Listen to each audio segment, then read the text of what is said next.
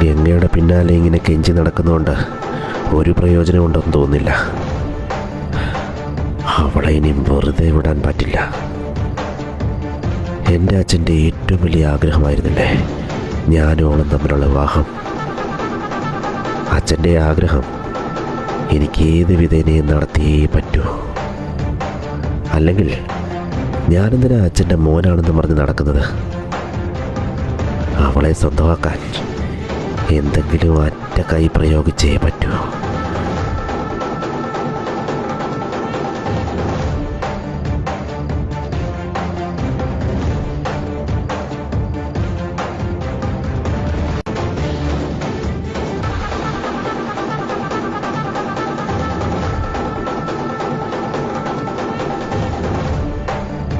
ആ, നീ നാട്ടിലുണ്ടോ?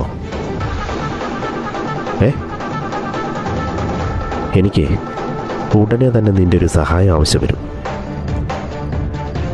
നീ എൻ്റെ ഉറ്റ സുഹൃത്തായിട്ട് പോലും ഞാനിതുവരെ ഒരു കാര്യം ആവശ്യപ്പെട്ടില്ലല്ലോ.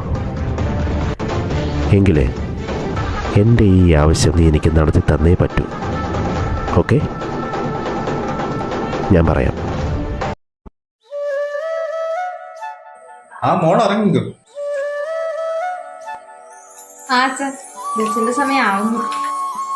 നേരത്തെ ഇറങ്ങാൻ നോക്കും മോനെ. ആ, ഞാൻ അച്ഛൻ പറമ്പിലേക്ക് പോകുന്നതിന് മുന്നേ അച്ഛനെ ഒന്ന് കാണാനിരിക്കുവായിരുന്നു. എന്താ മോളെ? നമ്മള് ഹോം സ്റ്റേ ബുക്കിംഗ് ആയോ അച്ഛാ? അല്ല, ആരാ വരുന്നേ? ഇത് മോളെങ്ങനെ അറിഞ്ഞു? ഞാൻ നിങ്ങളോടൊന്നും പറഞ്ഞില്ലായിരുന്നല്ലോ. ഭദ്ര അച്ഛൻ എന്നോട് പറഞ്ഞത്. അവളെ അച്ഛനും അമ്മയും സംസാരിക്കുന്ന കേട്ടത്. ആ പെണ്ണിന് ഇപ്പൊ ഒളിഞ്ഞു നിന്ന് നോക്കുന്ന സ്വഭാവം കൂടി കിട്ടിയോ? സത്യമാണോ അച്ഛാ അത്? അവർ വിളിച്ചിരുന്നു, പക്ഷെ തീരുമാനമൊന്നും ആയില്ല. അതുകൊണ്ടാണ് അവരോട് പറയാനിരുന്നത്. ഒരു പയ്യനാ വിളിച്ചത്. അവര് പുറത്തെങ്ങോട്ടോ താമസം. അവര് നാട് കാണാൻ വേണ്ടി വരുവാ. അല്ല, അങ്ങനെ അവർ വരുന്നുണ്ടെങ്കിൽ നേരത്തെ അറിയിക്കണമെന്ന് പറഞ്ഞിരുന്നു.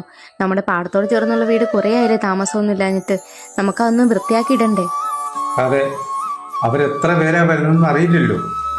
അദ്ദേഹം പറഞ്ഞ് അവർ രണ്ടുപേര് വരുമെന്നാണ് പറഞ്ഞിരിക്കുന്നത്. പിന്നീട് തീരുമാനിച്ചിട്ട് ബാക്കി അറിയിക്കാന്നാണ് അവര് പറഞ്ഞിരിക്കുന്നത്. അതെന്തായാലും നന്നായച്ചാ. ആ വീട് ചുമ്മാ കിടന്നു പോകുമല്ലായിരുന്നോ? ഇങ്ങനെയൊക്കെ ഇടക്കൊക്കെ ആളും അനക്കൊക്കെ ആകുമ്പോ അതിനും ഒരു ഐശ്വര്യം വരും. അച്ഛനാണെങ്കിൽ ഇടക്കൊക്കെ ചെന്ന് അതൊന്ന് വൃത്തിയാക്കി ഇട്ടൂടെ? അച്ഛന് ഇഷ്ടമല്ല മോളെ ആ വീടും ഇങ്ങോട്ട് പോകുന്നത്. ആ മോൾ ഇറങ്ങാൻ നോക്ക്, സമയം ഒരുപാടായി. ആ ശരി അച്ഛാ.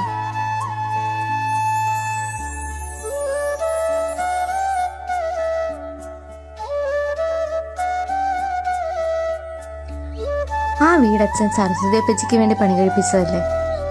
അതുകൊണ്ടായിരിക്കും അച്ഛൻ ആ വീട് ഇഷ്ടമല്ലെന്ന് പറഞ്ഞത്.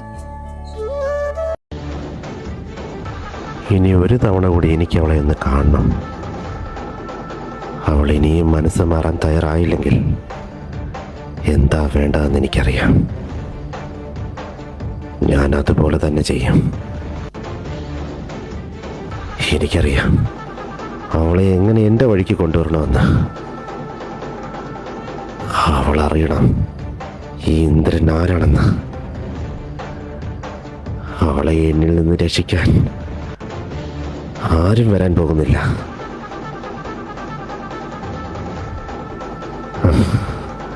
അങ്ങനെ അവള് പതിയെ എൻ്റെ വഴിക്ക് വന്നോളും. ഞങ്ങളുടെ വിവാഹവും നടക്കും. ഒട്ടും വൈകാതെ തന്നെ എനിക്ക് അവളെ കാണണം.